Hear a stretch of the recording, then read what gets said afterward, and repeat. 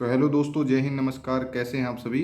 आशा करता हूं कि सभी साथी अच्छे होंगे और अपनी तैयारी बेहतर तरीके से कर रहे होंगे। तो जैसा कि दोस्तों हम लोगों को पता है कि आज 23 नवंबर का फर्स्ट शिफ्ट का एग्ज़ाम दोस्तों छूट चुका है। तो उसके कुछ प्रश्न साथियों ने मुझे भेज दिए थे। तो दोस्तों चर्चा कर लेते हैं। और जैसा कि दोस्तों मैंने आज आपको सुबह की अपनी वीडियो में बता दिया था कि आपके जो इंग्लिश के एग्ज़ाम हैं और इंग्लिश की जो शिफ्ट है वो स्टार्ट हो रही है। तो मैंने सुबह ही आप लोगों को बता दिया था। तो उस पर दोस्तों विशेष चर्चा कर लेंगे। उसके काफ़ी कुछ प्रश्न मुझे पता चल गए हैं। तो पहले दोस्तों शुरू करते हैं हम लोग ईवीएस से। तो दोस्तों ईवीएस से यदि बात करें तो थोड़ा सा करंट का पोर्शन बढ़ता समझ में आ रहा है। कम से कम पहले जो 1 से 2 प्रश्न पूछे जा रहे थे, तो आज दोस्तों 3 से 4 प्रश्न करंट अफेयर के देखने को मिले हैं। इसके अलावा दोस्तों यदि एग्जैक्ट प्रश्न की बात कर लें तो प्रश्न में दोस्तों ने पूछा है कि खाद्य कृषि मंत्री का नाम आज पूछा गया है दोस्तों।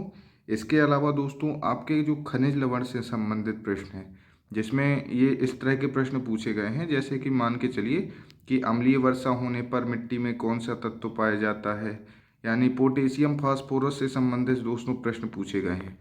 इसके अलावा दोस्तों यदि बात कर लें ईवीएस की पेडागोजी की, तो वो वही पूछी जा रही है जो अभी तक पूछी गई थी, उसमें कुछ नया नहीं है। और हिंदी में दोस्तों हिंदी और संस्कृत एक ही पैटर्न शुरू से वो लोग फॉलो कर रहे हैं, कुछ नया देखने को नहीं मिल रहा है। उसी सभी में संधि समास, संस्कृत में लकार और आपके धातु रूप वगैरह पूछे जा रहे हैं। तो इसलिए हम लोग उसमें चर्चा करके समय बर्बाद नहीं करेंगे।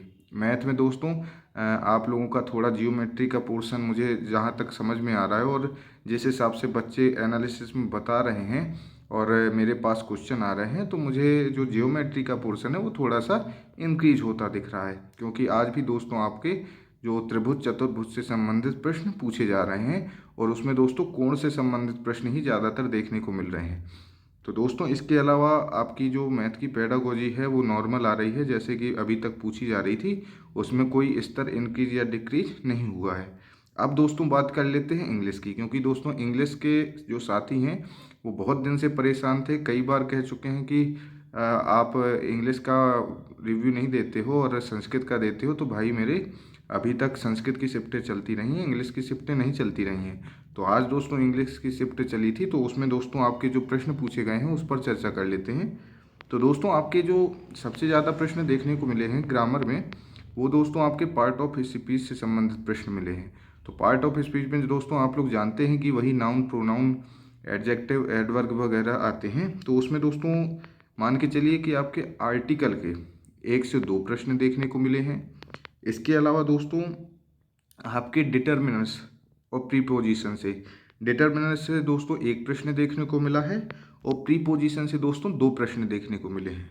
इसके अलावा दोस्तों जो आपके पैसेज और पोयम करके 2 आते हैं जो 15 नंबर तक के होते हैं, तो उसमें दोस्तों उन लोगों ने क्या किया है कि पैसेज या पोयम से प्रश्न का आंसर खोजने के साथ साथ उसी पैसेज में से एक वर्ड उठा के आपको दे दिया है कि आखिर बताइए कि ये एडजेक्टिव है या एडवर्ब है। तो इस तरह के दोस्तों कम से कम 2 से 3 प्रश्न उन्होंने दोनों में दिए हैं। मैं पोयम और पैसेज दोनों को मिलाकर बात कर रहा हूँ, किसी एक की बात नहीं कर रहा हूँ। तो उसी पैसेज में से ही उन्होंने पार्ट ऑफ स्पीच के क्वेश्चन बना दिए हैं। इसके अलावा दोस्तों यदि मैं बात कर लूँ तो आपको आर्टिकल हो गया, एडजेक्टिव, डिटर्मिनर्स हो गया।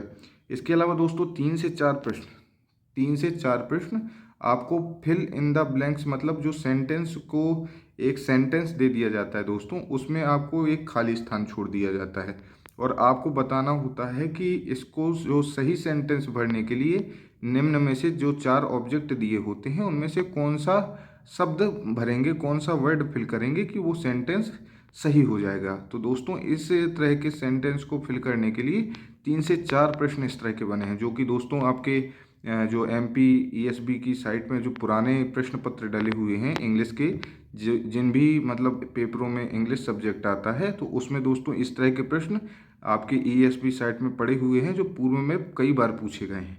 और दोस्तों इसके अलावा सिनोनिम्स, एंटोनिम्स आ रहा है। तो सिनोनिम्स, एंटोनिम्स तो दोस्तों देखिए, अगर पढ़ा हुआ आ गया तो ठीक है, नहीं तो साधारण दोस्तों सिनोनिम्स, एंटोनिम्स पढ़े हुए नहीं आते हैं। इसके अलावा दोस्तों जो अगर आपकी इंग्लिश की पेडागोजी की बात कर लें, तो पेडागोजी में दोस्तों आपकी वही चीज़ फॉलो हो रही है जो अभी तक आपके बाल विकास वगैरह में फॉलो होती रही है। जैसे कि दोस्तों सिद्धांत से संबंधित इंग्लिश में प्रश्न पूछे गए हैं, जो आपके चॉम्स्की वाइगोत्स्की से संबंधित प्रश्न पूछे गए हैं। इसके अलावा दोस्तों शिक्षण विधियाँ जो होती हैं, जो दोस्तों आपके बाल विकास में आप लोग हिंदी में पढ़ते हैं ना, उसी की जैसे दोस्तों आपकी पेडागोजी कुछ इंग्लिश की अलग से नहीं होती है, वही शिक्षण विधियाँ होती हैं। क्योंकि दोस्तों पेडागोजी का अर्थ ही शिक्षण शास्त्र होता है कि आखिर आप बच्चों को पढ़ाएंगे किस तरह। तो जो हम लोग दोस्तों हिंदी में पढ़ते हैं उसी का यह इंग्लिश ट्रांसलेशन करके ही इंग्लिश में पूछा जाता है। तो दोस्तों सिद्धांत देखने को मिले हैं, और जहाँ तक मुझे पता चल पाया है तो कुछ शिक्षण विधियाँ आई हुई थी। और वो तो दोस्तों क्वेश्चन रहते ही हैं कि आप आखिर क्लास में कोई आपको कंडीशन दे देंगे कि ऐसी अवस्था में आपका क्या मतलब आपकी किस प्रकार का आप रिएक्शन करेंगे और आपकी किस प्रकार की क्रिया होगी। कंडीशन के आधार पर भी एक आध दो प्रश्न देखने को मिले हैं। तो ये दोस्तों हमारा 23 नवंबर फर्स्ट शिफ्ट का एनालिसिस था। तो सभी साथी अपनी तैयारी करते रहें अच्छे से। बाकी मैं आपको समय समय पर अपडेट करता रहूँगा। तो चलिए दोस्तों मिलते हैं हम लोग अपनी नेक्स्ट वीडियो में। तब तक के लिए जय हिंद, नमस्कार।